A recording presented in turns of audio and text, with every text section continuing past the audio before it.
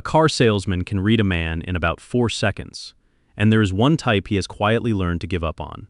Not the tough negotiator. The negotiator still wants the car.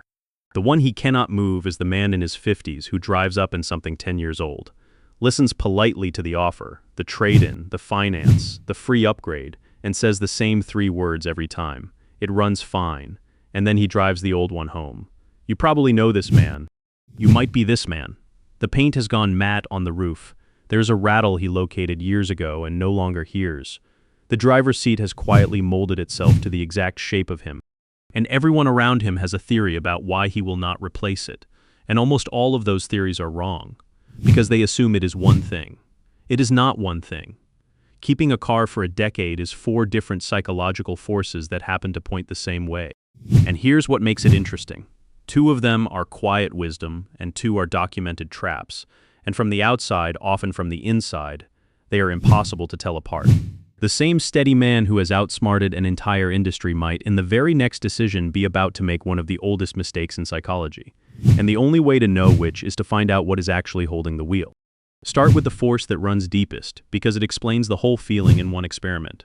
In 1990, Daniel Kahneman, Jack Netsch, and Richard Thaler gave half a room of people a coffee mug, and gave the other half nothing. Then they let the 2 halves trade.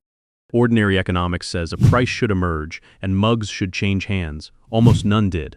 The people who had been handed a mug at random 60 seconds earlier wanted around $7 to give it up. The people without one would only pay around $3 to get it. Same mug. The only thing that had changed its worth was whether it currently belonged to you. They called it the endowment effect. And once you know it exists, you see it everywhere. The moment a thing becomes yours, you value it far above the identical thing that is not yours, and you feel losing it as a genuine loss, not a swap. Now take that mug, owned for 1 minute, and stretch it across 10 years of a man's life. It is not a Honda with high mileage anymore. It is his Honda. Every offer to replace it lands in his brain not as an upgrade, but as a loss. And losses, in the same line of research, hurt about twice as hard as the equivalent gain feels good. This is exactly why the numbers never work on him. You can prove that a newer car would be more reliable, cheaper to run, better on paper in every column. None of it touches him because he is not doing your sum. You are calculating a gain, he is being asked to swallow a loss, and the mathematics of loss is a different mathematics entirely. But here's what almost everyone gets wrong about this man. This is not him being stupid. The endowment effect is universal. It fires in all of us. And with a paid-off car, it is often saving him from a genuinely bad decision, which is spending $40,000 on a new vehicle and watching a third of it vanish the instant he drives off the forecourt. The bias and the smart move are pointing the same way.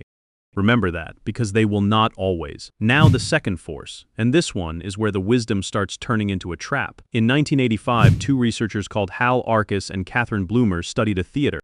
It sold season tickets, and the researchers arranged, without telling anyone, for some buyers to be given a discount at the counter. Everyone got the same seats to the same plays.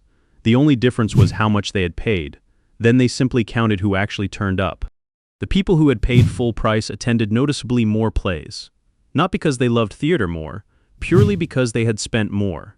And using the ticket felt like reclaiming the money, while skipping felt like pouring it down the drain. That is the sunk cost effect.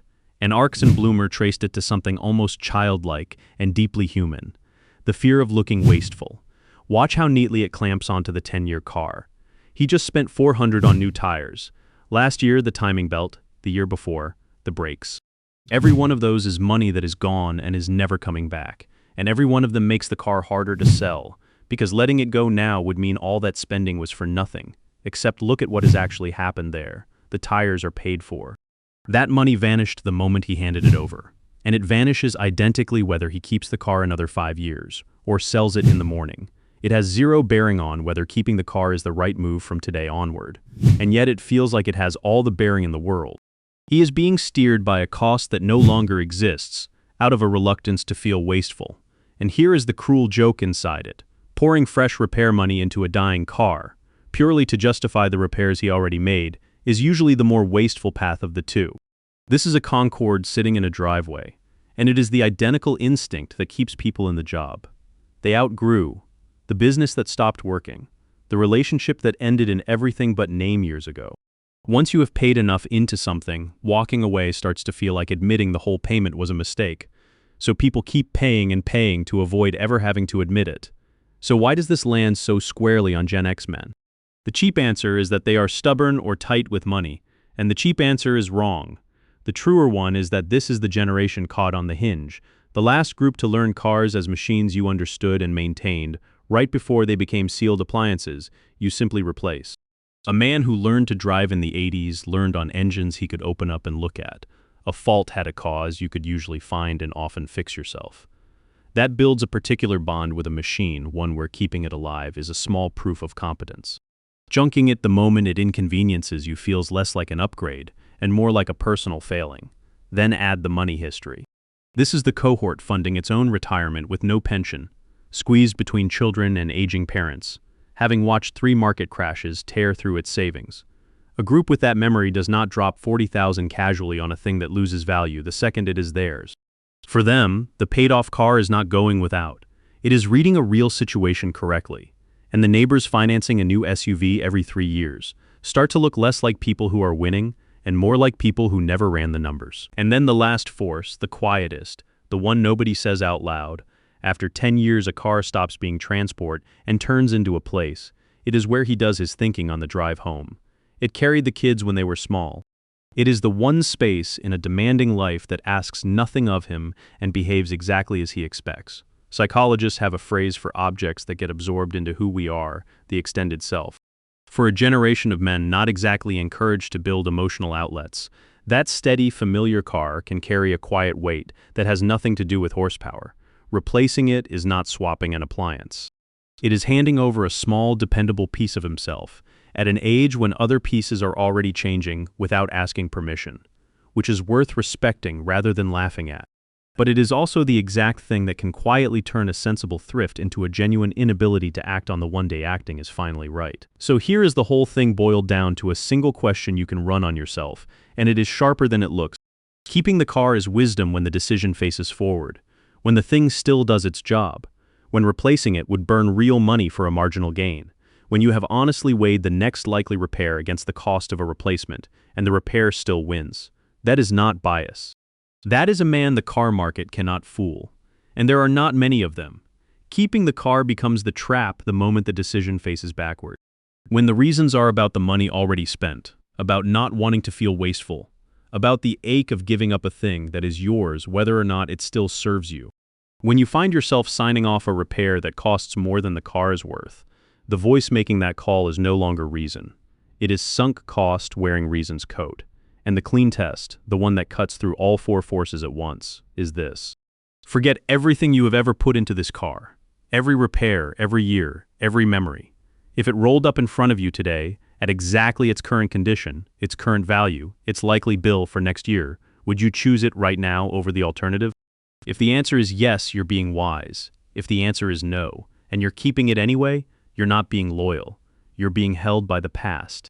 And almost all the honesty in that question is buried in one phrase: forget everything you have already put into it, because that is the precise thing the mind will not do. It refuses hardest exactly when you have put in the most, which is another way of saying the trap is strongest at the moment you most need to see past it.